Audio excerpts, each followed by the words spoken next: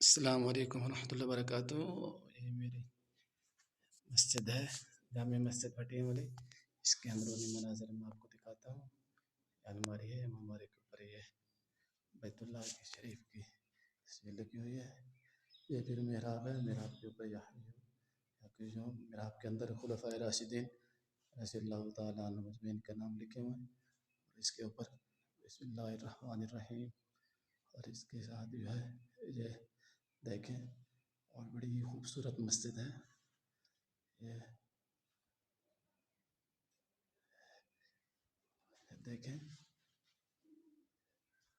और इसके साथ साथ जो है आपको पैर भी दिखाता हूँ, जिसके ये 3 दरवाजे हैं। और पहले दरमियान वाले दरवाजे पे कलमा तय्यबा लिखा हुआ है।